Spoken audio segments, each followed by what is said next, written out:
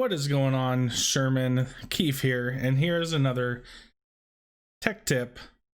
Today we're going to be talking about our school web pages.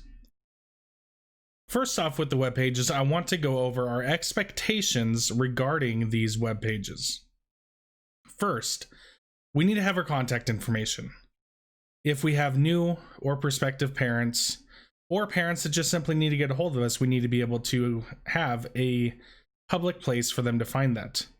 Secondly, we want to have a picture of ourselves, picture with our family on an About Me page, or however we want to do it. We can include the fun memojis that we've created, or even a Bitmoji as well, but we also want to have a real picture. Next, our weekly schedule, especially with distance learning.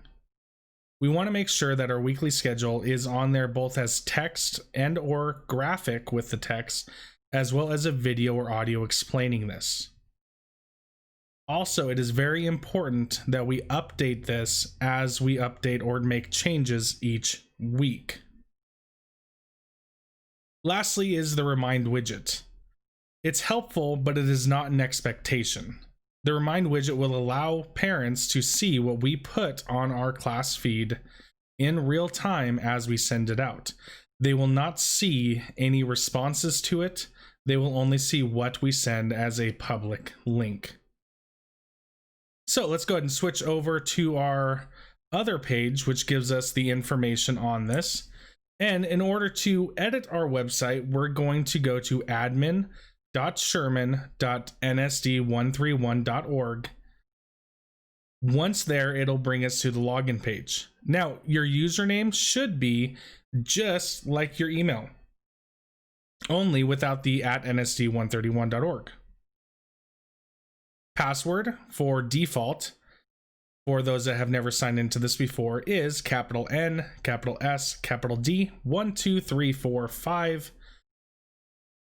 If for some reason you forgot your password or that is not working, please let me know and I can send you a reset password link. So now let's go ahead and go over to our internet browser and let's talk about how we can make some updates. When we have logged in, or go to the admin.sherman.nsd131.org, it'll bring up this page. Now, I previously logged out, but we will put our username and password and go ahead and sign in. Your page will look a little different than mine just due to admin rights that I have. But you're going to want to find this Pages button here. However, before that, let's go up to Account, and we're going to go down to Profile. In here, it allows us to edit our profile, just in case I spelled something wrong, or your position, your name, any of those things you're able to change. You can also upload a picture and change your password. If you are new or haven't used this before, I strongly suggest you change your password so that other people cannot edit your page. Again, if you have lost this password, I can always send you a reset link. But let's go ahead and go back up to our dashboard, and then we're going to go to the Pages button. Once here, you should see something like this, which allows us to get to the teacher page. We're going to go ahead and click on Teacher Pages, and yours will be, everybody's but yours will be grayed out, and then you will click on your page. So I am going to go ahead and click into Miss Johnson's here, just because it still says grade 4 and she is now in grade 3. So I'm going to go ahead and open up her page. And in order to change this, we could just simply click on this pencil and let's change this to grade 3. And that is it. Now, next we can create pages. So here we have an all about Miss Johnson. So let's go ahead and click in here. And in here, she has talked about her cats or dogs. I can't really tell, but that is okay. And she gave us some information about herself. Now, right now, it is a very busy time, so she might not have had a chance to go back in. And it shows here that this last was updated back in 2019, which is perfectly fine. This is not something that we have pushed very hard. but it is something we want to update for the future.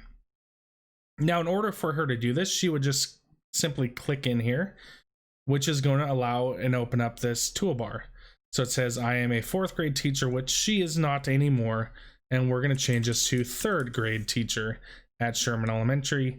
And it was as simple as that to update it. We can click out and save. Now, it is not saved in the web page. So I'm going to go ahead and open up her page, and we will see that it still says 4th grade. So even though I save this, it does not update the actual page. To do that, we actually have to hit publish. Once I publish it, I go back, I can refresh, and there is 3rd grade now.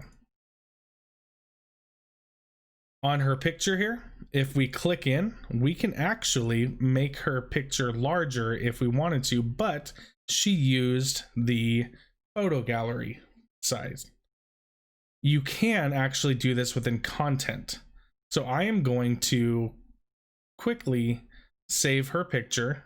I'm just going to copy it and save it. Let's see if it'll work. And now I'm going to go into here. I'm going to go down here just like we would in Word. I'm going to go down, and then I'm going to paste that picture in, which then will allow me to have the drag spots to be able to make it the size we want.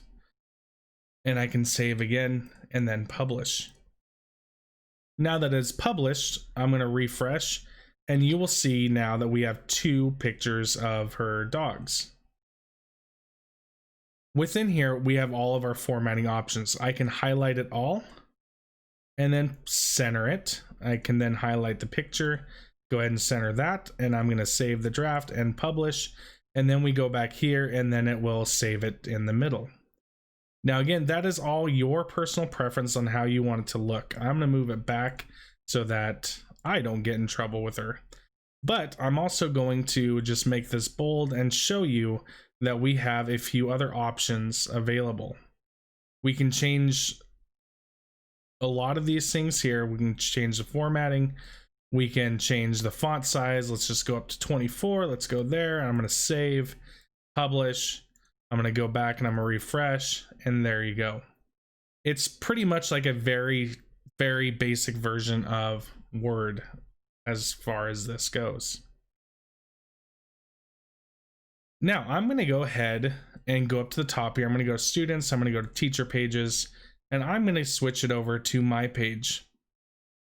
Now you will see that I have this link box here. I have videos embedded and pictures. The picture I embedded the exact same way I just showed you. But how did I get these? So I'm going to go back and I'm going to show you this. So I'm going to go back to Miss Johnson. And if you notice, she does not have any other pages. So I'm going to actually add a page. I'm going to do a blank page. I like to always use the blank page. Go blank page. We're going to call this contact information. And I'm going to save the draft. And then here I'm going to go add. I'm going to add some content, sorry. And let's say Miss Johnson email address. I believe it's kjohnson@nsu131.org. And I'm going to go ahead and save it again. I'm going to publish this page. And now if all went right, when I go back to her page here, there it is. Now I added this link because I added another page. I go there and there is her email address. So on here, we can add lots of different things. Again, the photos, files. If you add the file, you will upload it. You'll see this where it just upload your file there. And you can upload them from your OneDrive, which I would not do. I would upload them from your computer and it will show. There will be a nice little box that will allow you to show a preview as well. So I'm going to be done with that. And I am going to go ahead and save. And that is truly it on these. You do have a couple other things on the layout. So on hers, her links are going to show up on the right hand side. On mine, they show up on the left-hand side. So I'm going to switch back to mine to show you how I have mine set up. So here I do have some things that are hidden. So you don't have to have everything shown all at one time. I'm going to go to my page here, and you can see that I have my links on the left along with the information on the right.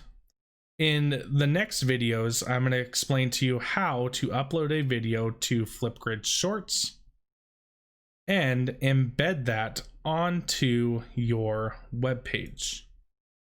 As always, if you have any questions, please feel free to schedule some time with me or come down and visit the swamp, and we can work together on your need. Thanks. I hope you enjoyed, and remember, as always, it's great to be a gator.